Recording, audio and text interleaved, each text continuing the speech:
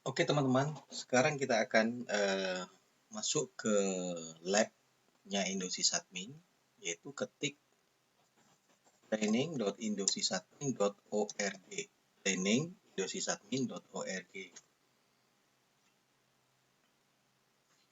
Lalu silakan masuk dengan password Anda, user dan password Anda, pilih Proxmox VE realmnya, terus login. Asem, saya malah lupa nih, user 500 nih, passwordnya apa?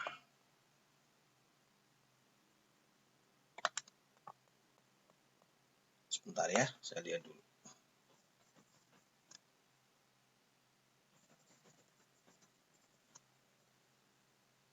Anda masuk dengan user dan password Anda sendiri.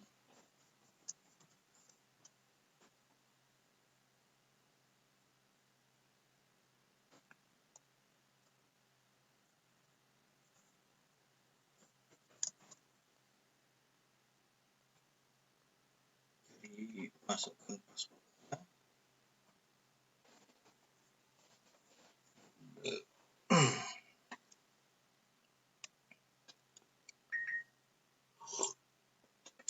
Abaikan warning yang muncul.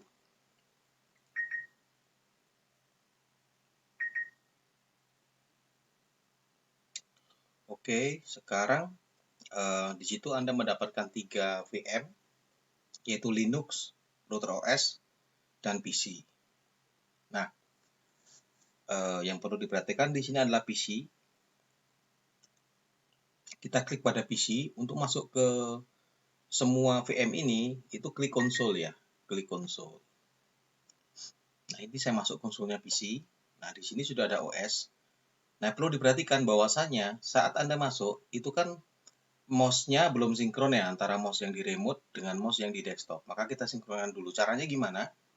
Seret mouse-nya yang ada di remote sampai hilang lewat ke pojok sampai hilang. Nah, terus mouse-nya desktop keluarin lagi dari pojok. Nah, jadi bisa sinkron. Nah, sudah sinkron sekarang. Sudah sinkron. Gitu ya. Nah, di sini ada Winbox, ada lain-lain. Ini sudah sinkron, bisa dioperasikan. Di sini ada aplikasi yang bisa dipilih. Untuk kebutuhan training kita siapkan apa namanya? Sebentar, ini agak lag koneksi saya. Untuk training kita siapkan ada Freeport Scanner, Netcat, Wireshark, Firefox, Notepad, Winbox, Putih, Command Prompt, Windows Explorer, dan WinSCP. Ini akan dipakai untuk training. Tergantung nanti trainingnya apa, pasti akan menggunakan beberapa aplikasi yang ada di sini. Oke, ini yang desktopnya. Kita tutup. Yang penting Anda harus tahu cara mensinkronkan mouse-nya ya. Mouse-nya itu bisa diseret ke kiri bawah, kanan bawah, atas bawah, atas kanan atas atau kiri atas. Yang penting seret mouse yang ada di remote sampai hilang, terus masukkan lagi mouse Anda sejajar dengan posisi mouse-nya hilang itu. Setelah itu, maka Anda masuk dari manapun, dia akan sejajar. Mau masuk dari manapun, dia akan sama. Oke, cukup paham ya. Nah, kita tutup aja. Terus di sini ada Linux. Sama untuk masuk Linux, tinggal klik di Linux-nya, terus di konsol. Otomatis nanti Anda akan masuk ke Linux-nya. Dapat shell-nya Linux. Ini koneksi saya agak nggak bagus. Nah, di sini Linux-nya. Anda bisa melakukan komen-komen yang umum. Di sini ada ping, ada traceroute, macam-macam. Tapi ini PC yang tadi ataupun Linux ini belum memiliki IP address. Ya, IP address-nya masih belum ada. Nanti itu Anda yang akan set IP address melalui DHCP atau statik terserah. Karena nanti kan Linux ini terhubung ke Ether 2 pada MikroTik. Sedangkan PC yang Windows tadi terhubung pada Ether 3 MikroTik. Nah, MikroTik-nya ini belum disetat. MikroTik-nya belum disetat. Anda bisa setat MikroTik-nya. Kenapa kok mikrotik tidak di start? Karena mikrotik yang kita gunakan itu mikrotik yang yang license-nya masih free. License-nya levelnya 0, yaitu hanya bisa digunakan selama 23 jam sekian menit. Oke, nah selama 23 sekian menit itu, kalau misalnya Anda matikan, dia akan berkurang 10 menit. Jadi setiap Anda start baru mikrotiknya, itu akan berkurang 10 menit. Selain dari pengurangan yang umum dari waktu yang berjalan. Anda bisa masuk mikrotiknya melalui konsol di sini. Anda bisa masuk melalui mikrotik di konsol di sini. Itu kan masih no software key. Jadi ada sisa waktu 23 jam, 19 menit ini yang harus Anda perhatikan. Nanti kalau waktunya ini habis, 23 jam habis, Anda bisa menghapus mikrotik ini, akan diinstal baru. Nanti saya beritahu caranya. Paling nggak ini sudah tahu ya. Nah, sekarang kita ke PC yang tadi itu, Windows. Kita konsol, tadi saya tutup ya. Nah, ini kan nggak sinkron nih mouse-nya. Nah, mouse remote kita share dulu sampai hilang ke pojok. Nah, kita masuk lagi dari pojok. Tuh masih belum rata. Kita hilangin sampai rata, kita masuk lagi dari pojok. Ya, sudah rata. Nah, di sini di Windows PC ini Ethernya belum di-enable ya. Jadi kalau mau menggunakan silakan di-enable dulu. Kenapa kok tidak di-enable? Supaya dia tidak selalu mencari IP address. Karena belum dapat.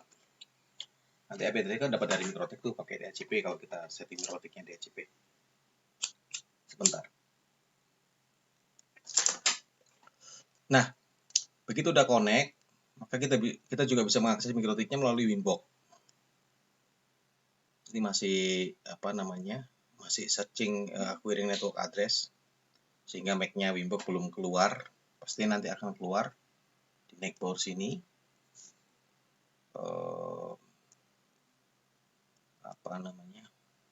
Kita lihat dulu di hardware network tab 2500 sama 2500.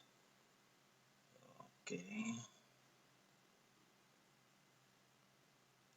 Belum terbaca. Ntar lagi. Karena dia masih berusaha dapat IP. Kalau belum dapat IP dia belum akan keluar MAC address inbox-nya. Kita tunggu.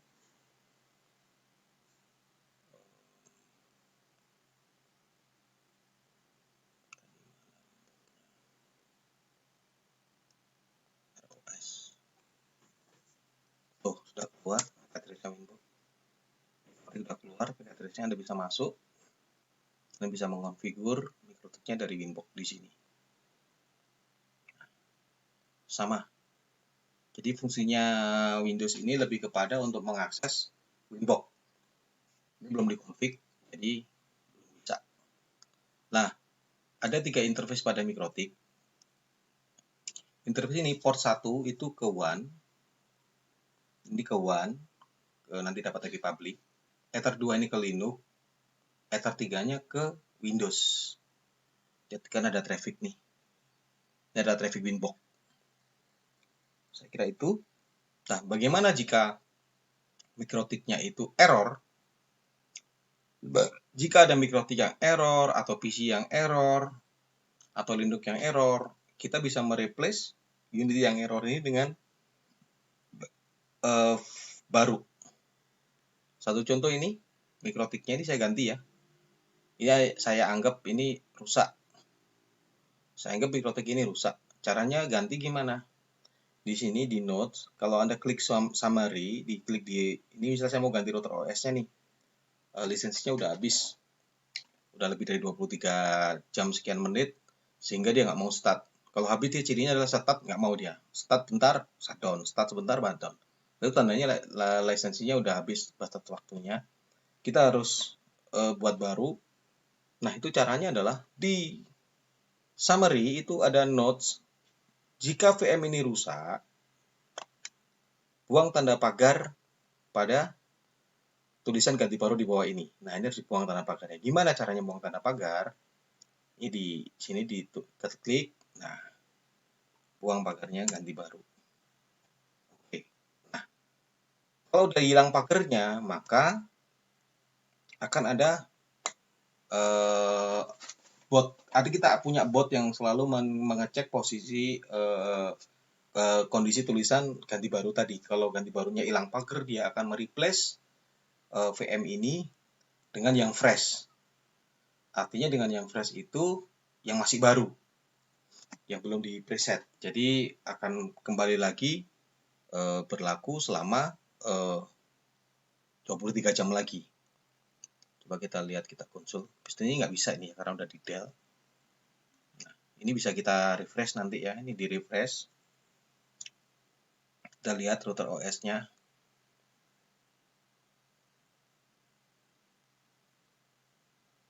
Belum selesai, belum load. Nah, itu router OS-nya sudah diganti baru. Nah, ya kan? Tadi kan ganti barunya pagernya hilang nih. Sekarang udah ada lagi, berarti bisa digunakan lagi. Begitu juga jika Linux-nya yang error atau Windows-nya yang error, tinggal ganti baru aja, minta ganti baru. Dibuang pagernya, ganti baru. Maka kita contohin ya, nih kita contohin, kita sengaja merusak Windows ini misalnya. Kita sengaja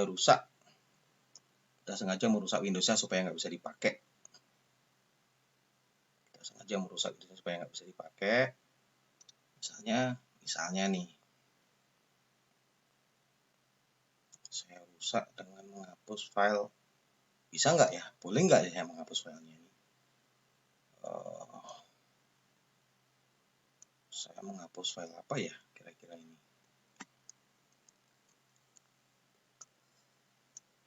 Dan agak lag. Saya menghapus file. Bingung juga nih kalau saya suruh ngapus nih. Program file. Saya ngapusin program putih ini mau nggak ya? Karena udah saya protect sih. Dia nggak bisa ngapus. Memang loginnya udah saya protect sebetulnya.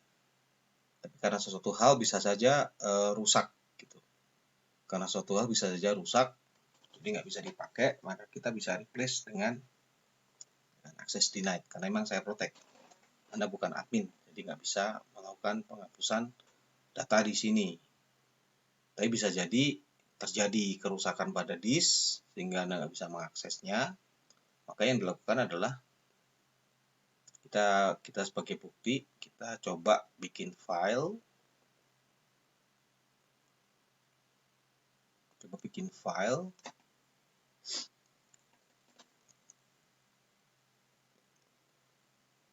Kita bikin file notepad, kita simpan aja, coba filenya, kita simpan save as di dokumen ya, coba txt.